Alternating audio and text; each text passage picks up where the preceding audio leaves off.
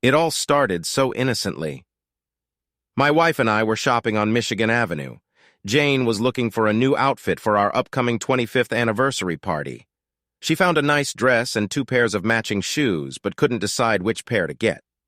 So I suggested we stop by Gibson's for a drink and get our sister-in-law's opinion. Jane agreed. After 2 hours of shopping, she was ready for a drink, and it would be nice to surprise Taylor since we haven't seen her in a while. We assumed that Taylor, our sister-in-law, would be working today since she usually tried to take the Saturday shift. She claimed that Saturday tips are always better.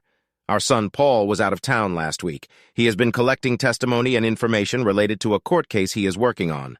Paul works for the district attorney's office, and although he was not allowed to go into detail, he hinted that the case was connected to the Russian mafia, and he had spoken with several former members who were in the Federal Witness Protection Program. Jane and I hailed a taxi for the short ride to Rush Street. It was only 6 blocks, but Jane's legs were giving way. Jane just has to wear 4-inch heels when she goes shopping on Michigan Avenue, something about looking the part. I've been married long enough to know to keep my mouth shut and not point out the lack of logic in her shoe choices. The taxi dropped us off in front of the restaurant. It was midday, so this had to be the slowest time of Taylor's shift. If we're lucky, we'll be able to chat for a few minutes while enjoying cocktails and appetizers. When I opened the restaurant door for Jane, I immediately noticed Taylor at the back of the bar. It's hard to miss her as she's 107 fama beasts of Scandinavian beauty. Taylor was talking to another waiter, but there was an intimacy in their posture that set off alarm bells in my head, including the fact that Taylor's hand was resting on the waiter's shoulder. The head waiter wasn't at the entrance when we walked in, so we stood there for a full minute. During that minute, I didn't take my eyes off Taylor. I was a little surprised by the way they looked at each other. I looked at Jane to see if she had the same reaction.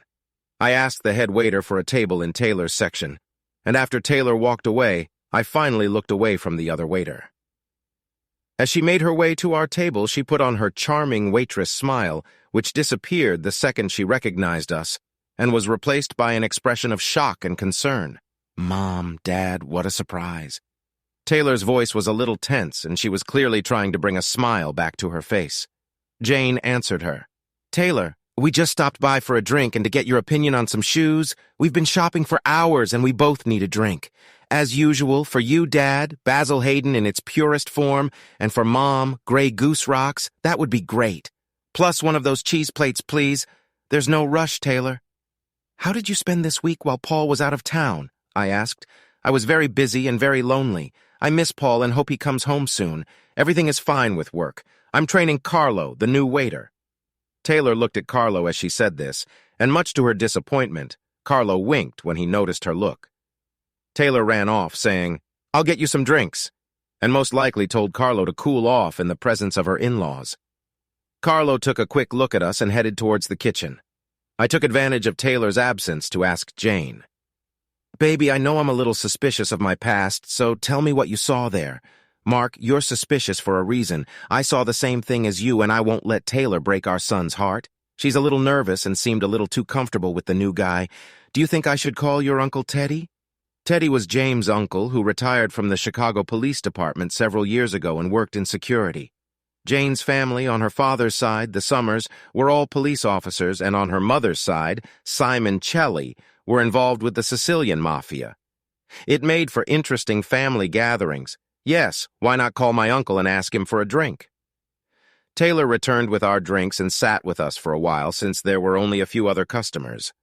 When Carlo came to the table to bring our appetizer, I took the opportunity to introduce myself and chat with him for a bit. It was obvious that Carlo's first language was not English. It took me a couple of questions before I knew he was from Italy, worked here while attending Loyola. Jane and I finished our drinks and most of the cheese before heading home, where I called Uncle Teddy, the Mark Davis story. You may think I'm paranoid. Why do I have such an unpleasant impression of a conversation between 2 colleagues during a break in the workday? This has to do with how my first marriage ended. Marriage to Paul's biological mother. Her name was Claire. This may still be the case if she is still alive. We haven't spoken in 15 years, not since she showed up at Paul's high school graduation. I married Claire right after college. She was a bartender at the tavern where our group hung out. She was the most beautiful, well-built woman I had ever met, and I started dating her as soon as she showed interest in me. I'm not a bad guy, but I'm sure her attraction to me had more to do with the fact that I was a graduate student in college, and she probably heard about my trust fund. I always had a water cache on me and always tipped bartenders, especially good ones, more than the standard rate. Claire agreed to my date. We had sex, and she almost gave me a hard time on our first night together and accepted my proposal for the rest of the semester. My parents tried to dissuade me from marrying her, but of course I was much smarter than them. I think it was Mark Twain who said he was surprised how much his own father learned in the 7 years between Twain's 18th and 25th birthdays, or something like that. Whoever said it and whatever he said, it applied to me in those years of my life. Luckily, my grandfather was very specific when he set up trust funds for me and my brother. These included no access to funds until our 30th birthday and the requirement of a pre-nuptial agreement before any marriage. Even without $500,000 in the trust fund, I was still very wealthy. As long as I got good grades, my parents gave me a great allowance, and thanks to my parents' connections, I had a fantastic job waiting for me to graduate with my MBA. I finished school. Claire signed the pre-nuptial agreement. I'm pretty sure she was high when she signed it, but the notary didn't seem to notice because the whole time he was trying to look under Claire's blouse and see her bare breasts. We got married in Vegas. My parents had a mild objection. I won't say the whole marriage was terrible. In fact, without causing too much trouble for Jane if she reads this, I'd say the sex was exciting. Even though Claire and I had been having sex since our first date, she gave it her all during that week in Vegas. Claire spent every day topless at the pool, wearing the smallest bikini she could find. In fact, one afternoon she befriended a young flight attendant who lent her a wicked weasel swimsuit she bought in the Caribbean. I was sitting on my lounge chair by the pool when the two of them came down from Beth's room. Claire took off her disguise, and I almost choked on my beer. All she was wearing were small panties with a string in the back, but in the front there was a transparent triangle that was barely enough to cover her private part. "Will they kick us out of here?" I asked. "If anyone complains, I'll wear someone else," she answered.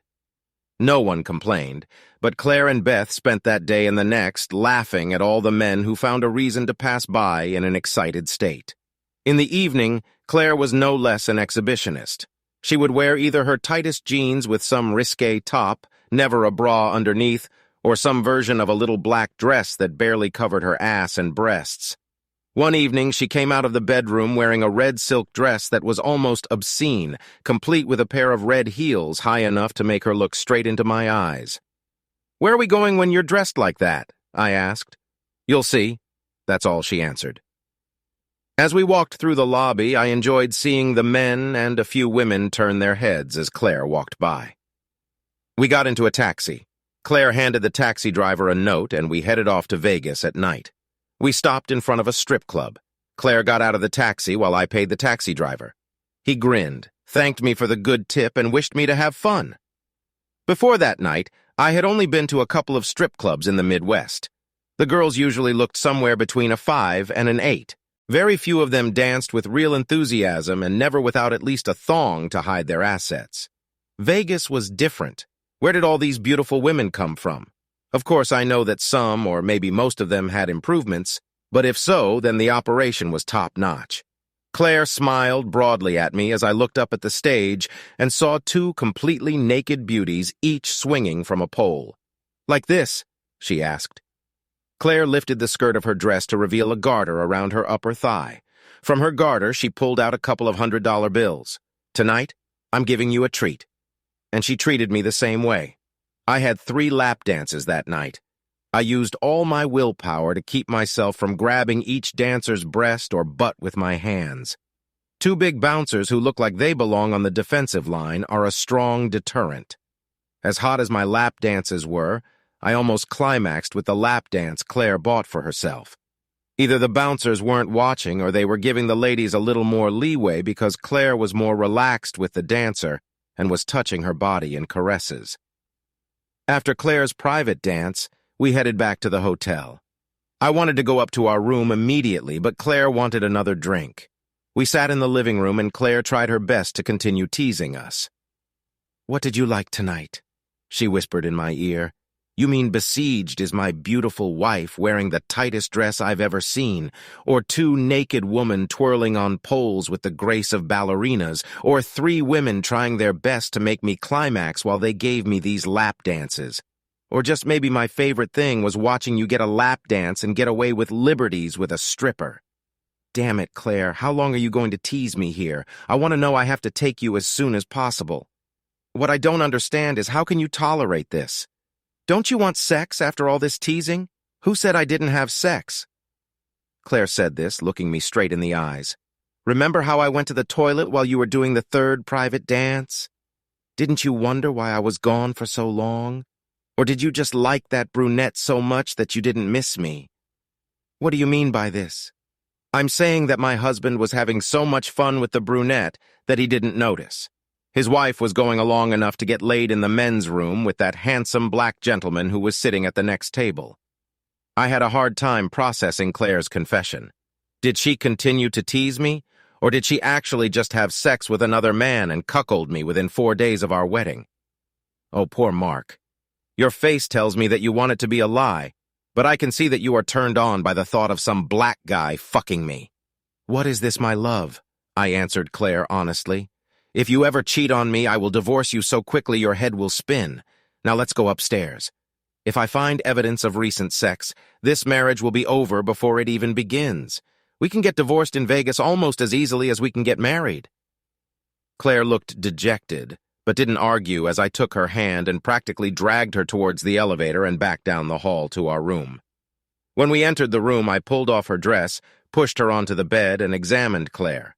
Luckily for Claire, there was no sign of recent sex. I quickly undressed and took her. I needed it. Soon after the first release, I began to make love to my wife. We lay in each other's arms. It was a great night, but I felt like I had one last thing to say before we went to sleep. I'll take the teasing, but remember what I said. If I ever catch you cheating, it's over between us. I know it's not the most romantic thing a husband can say to his wife after making love, but Claire needed to know how I felt about adultery.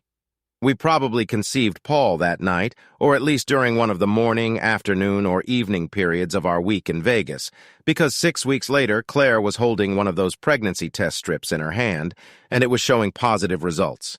I was excited about having a baby, and Claire seemed happy too. At least, she never said a single negative word. We were financially secure with my income. We agreed that Claire could be a stay-at-home mom. Claire's pregnancy went without a hitch. Paul was born in December, and yes, he was definitely my son. Claire wasn't a great mother, but she was a good mother to Paul. One of our biggest disagreements during Claire's final pregnancy was whether Paul would breastfeed. Claire steadfastly refused to consider the matter, and at the end of the day, you can't foresee a woman to breastfeed her baby. After Paul's second birthday, Claire wanted to get back to work. Her only profession was as a barmaid. As a compromise, I insisted on no snack bars or waiting rooms. She had to find an upscale restaurant to work at. Otherwise, it would be impossible. Claire agreed to my demands and within 3 months was hired at one of the best lunch clubs in the city. My mom and Claire's mom watched Paul for a few hours when our work schedules overlapped. I thought we had a good marriage. I really loved Claire and thought she felt the same. Once Claire started working, there were no obvious signs of problems. We started spending less time together, but I thought it was temporary until Claire got pregnant again. Unfortunately, there was a snake hiding in the grass, and its name was Neil. Claire and Neil worked together in a restaurant. I met him a couple of times while sitting at a bar, which I did sometimes just to spend a few extra hours with my wife. I had never seen anything alarming between them, so that fateful day when I entered our house was a surprise for me. The house was spotless, and the kitchen was filled with the aroma of my favorite dish. I kissed Claire and high-fived Paul. "What did I do to deserve this?" I asked. Claire's response was like a punch to my chest. "Mark, it's not easy to say, but I'm leaving tonight with Neil. We're going to California. Neil has a role in a TV series, and he wants me to be there with him." I can't say for sure, but I think I just sat there for a few minutes, looking back and forth between Claire and Paul. I finally shook the cobwebs off my head. "You won't take Paul?" "God, no. Paul stays with you. He's better here, with you and our parents. There's no way I can take care of him while I work there. And Neil has no interest in being a parent." I couldn't stand it and started screaming. "You're a fucking bitch. You're a fucking slut. How can you do this to us? How can you leave me and your son? What the hell did I do to deserve this shit? You didn't do anything, Mark. But when Neil and I had sex for the first time, I knew it was over between us. You always said you'd divorce my ass if I ever cheated on you. And after Neil took me the first time, I knew it would happen again and again. At that moment, I realized that our almost 3-year-old son had been exposed to the most obscene language coming from the mouths of his parents. Paul sat at the table with a frightened expression on his face. I picked him up and sat him in front of the TV. She turned on a Disney movie with loud volume, kissed the top of his head, and returned to the kitchen. Claire didn't move. What's so magical about that asshole's equipment that you have to leave your family? Don't ask, Mark. You're better off not knowing. I controlled myself enough not to scream. No, I really want to know. You never seemed disappointed in our lovemaking. You never complained. What is his secret method of kidnapping wives from their husbands? Turns out I shouldn't have asked because her answer gave me visions months later. Mark, you're pretty big down there, but Neil is a monster and I'm starting to like it. And that's all. Are you leaving us for giant equipment? Mark, this won't lead to anything. I withdrew half the money from our accounts and had 2 bags packed in my car. I won't need my winter clothes in Los Angeles, so just donate them to charity. I'll let you know where I land in Los Angeles, but you still have my cell number in case of an emergency. I was still in shock. She walked into the TV room, hugged Paul, kissed him, and just walked out the door. The next day, I woke up my foggy brain and began separating our lives, canceled credit cards, closed joint accounts, and contacted a lawyer to begin divorce proceedings. All the usual nonsense. Claire was in Los Angeles with Neil. Months later, my recovery slowed a bit when I saw this asshole while surfing the channel one evening. I was wondering how Claire took the fact that Neil's character was in bed with some beautiful actress and they were simulating sex. I didn't deal with it well at all. I stopped watching the channel because 2 people were in bed together and I hadn't had sex in months. Then I realized that Neil was a man in bed, and to top it all off, he was in bed with some blonde actress who might have been Claire's twin. Talk about bad timing. I turned off the TV, poured 3 fingers of bourbon, and sent my thoughts of bad karma west to Los Angeles. I also enrolled Paul in daycare, which he could attend during my working hours. Claire's mom offered to look after Paul for free, but I was so furious at the time that I refused out of spite. I allowed her parents to take Paul out on day trips on the weekends, but I never allowed him to stay overnight. You can call me petty, but they raised Claire, and I somehow reconciled my actions based on betraying Claire. My mom and dad didn't come straight out and say, "I told you so," but they took a perverse pleasure in what happened next. It appears that Dad, in the interest of protecting his grandson, has taken it upon himself to hire a private detective in Los Angeles to follow Claire Neal. That's when we learned they were using cocaine with some regularity. He also documented their sex parties. I think Claire didn't mind sharing, and apparently Neil didn't care either. A private detective made sure the couple was arrested for drugs. It was only a minor misdemeanor, but the conviction and the photos from the sex party would be enough to paint Claire as an unfit mother if she ever changed her mind and tried to win Paul back. It was at Paul's kindergarten that I met my second wife, Jane. Jane was a teacher at school and took a special interest in Paul. As might be expected, Paul had difficulty adjusting to the divorce and near total separation from his mother. Jane's patience and guidance helped Paul overcome his emotional reaction to her leaving. I gradually got to know Jane during our weekly half-hour conference to discuss Paul's progress. Naturally, as the weeks passed, Jane and I eventually started talking about ourselves. Jane began asking me questions to gauge how I responded to Paul's problems.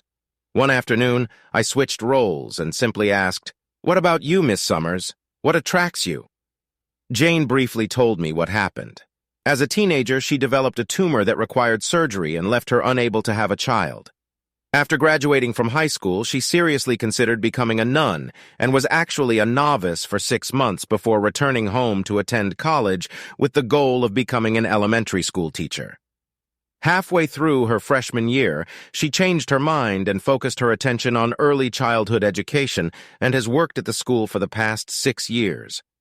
I decided to go all in. "What about your personal life? Were there any serious guys?" Jane looked at me and said nothing, as if she was wondering how to respond to my intrusion into her privacy. Oh, I thought to myself, that's where she tells me she's a lesbian or just doesn't like men. But instead, Jane smiled. I dated but never entered into any long-term, serious relationship. There was this guy in college, but he really wanted to have kids, and that became the focus of the relationship. I was inspired. Could you please allow me to invite you to dinner sometime? It would be a pleasure to get to know you better, and thank you for all you have done for Paul. Seeing Paul smile and laugh is all the reward I need. But if you want to have dinner together, then the answer is yes. That Friday night dinner marked the beginning of a beautiful friendship that blossomed into a beautiful romance. Paul loved Jane. My parents loved Jane. I loved Jane, but most of all, Jane loved Paul and me. We got married within a year. Perhaps someday I will write more about our courtship and marriage, but if I do, it will be found in the romance section. Over the next few years, we heard less and less about Claire, and I finally asked Claire if Jane could adopt Paul. I flew to Los Angeles with the documents to discuss this face-to-face. It was the first time we'd really talked since the night she left, and I took the opportunity to get some answers. Tell me why, Claire. I can't believe you left for the reason you gave that night. No, and I'm sorry that I hurt you so much. We got married too young, Mark. At least I was too young, you know. I was crazy when we met, and I thought our love would change me. But it didn't. And then I had a baby while I'm still struggling with the whole forever thing. It was all too much. I thought work would help me get out and be with adults, but Neil showed up and I screwed up by letting him splurge. I didn't say a word while Claire spoke, but she could see the pain in my eyes. You really shouldn't be sad, Mark. You and Paul will be better off without me, and much better off with Jane in your life. Claire and I spent another half-hour talking. She signed the release to adopt Paul, and I kissed her goodbye. To this day, I still cannot understand how a mother can let her child go.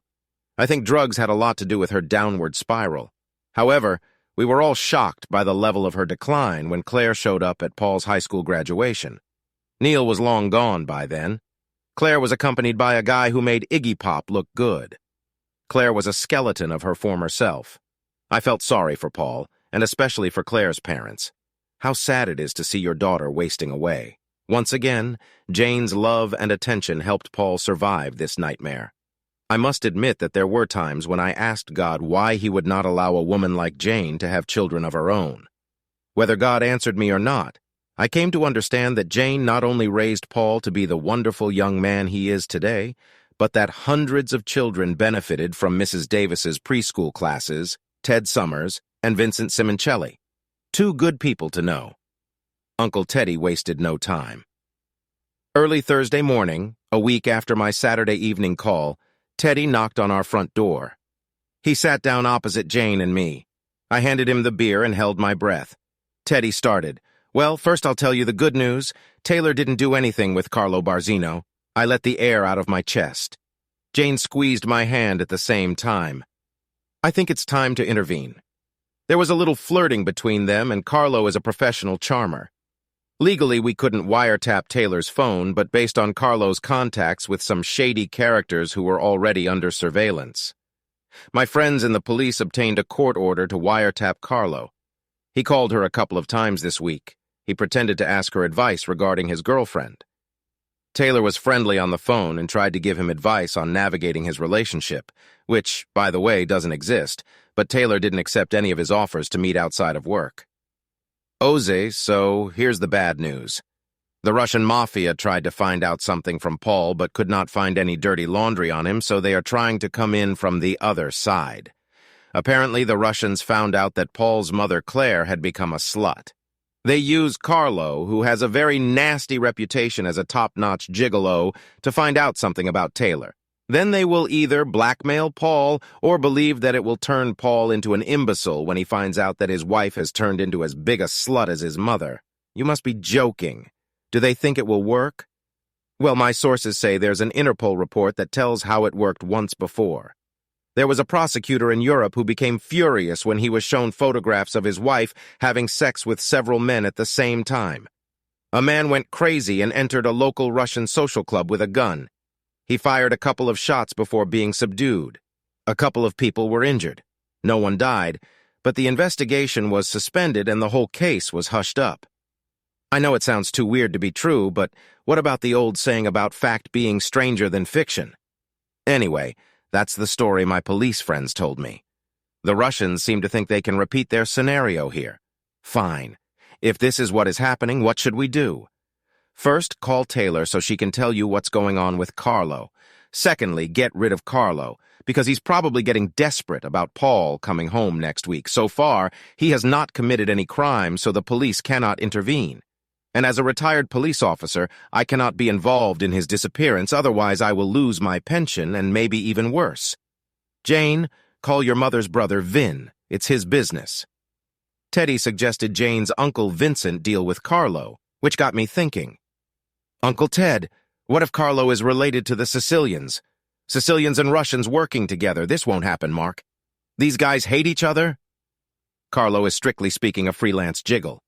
He should have known when the Russians hired him that he was playing with fire. If Vin makes him disappear, there will be one less piece of crap in town. Ted finished his beer, stood up, kissed his niece on the cheek, and walked out the door saying, "Good luck. Let me know when it's over." It was time to act quickly. It was Thursday, and Paul was due home the following Tuesday or Wednesday. So it seemed logical that Carlo would have to perform his play that weekend before Paul returned home. I called Vincent and asked if we could come over right away. Jane called Taylor and asked her to come over tonight. Neither Jane nor I had ever asked Uncle Vin for a favor before. I knew he loved his niece, but he and I were never really close. Did he like my son, who wasn't actually a blood relative enough to help with this problem? What about the Russians? Could Vincent's involvement have sparked some kind of gang war? The wedding day scene from The Godfather, and these questions were running through my head as we sat in his office and told him what we had learned from Ted. Okay, tell Taylor to accept Carlo's offer to meet. I'm guessing he'll try to meet on Saturday night after work. He'll pour her a couple drinks, and if necessary, slip her drink with a date rape drug and then take advantage of the situation. I know this Carlo. He came to us looking for a job, and we turned him down because of his reputation. It doesn't surprise me that he was captured by the Russian mafia. Hard cases have no respect for respectable women. I had to ask, will this cause problems between you and the Russians? No, that's why they use an outsider. They think we're too stupid to connect the dots between them, Carlo and my great-nephew. When Vincent said great-nephew, my eyes opened wide and he noticed the expression on my face. Mark, I know we haven't discussed this. You married my niece, the sweetest girl I know. If I were lucky enough to have a daughter, I would pray that she would grow up to be as beautiful inside and out as Jane. I looked at Jane and she blushed. Vincent continued, and I would pray that she would be lucky enough to find the love that Jane found with you and your son. I pay attention to these things. I know you to have something that few couples have, and I thank you for sharing that with my niece. Go home, talk to Taylor, and tell her to go out with that clown on Saturday night after work. Nothing will happen to Taylor. I guarantee it. With that, Uncle Vincent stood up, shook my hand, and kissed the top of Jane's head as he hugged her. Without a doubt, both uncles loved her as if she were their own daughter. No matter how difficult it was to ask Uncle Vincent for help, the hardest part was yet to come. Taylor was supposed to come that evening. She seemed more relaxed than last Saturday afternoon. When we opened the door, she kissed us both and sat down to dinner. I hope this was a good sign. Jane took the initiative. Taylor, it's not easy to say this, but Mark and I were disturbed by what we saw on Saturday. Is there something going on between you and this Carlo? Taylor reacted sharply to Jane's questions. Mom, how could you think that? Please, Taylor, I never insult your intelligence. Don't insult mine. It was quite obvious that the two of you were sharing a moment, even without any obvious physical affection.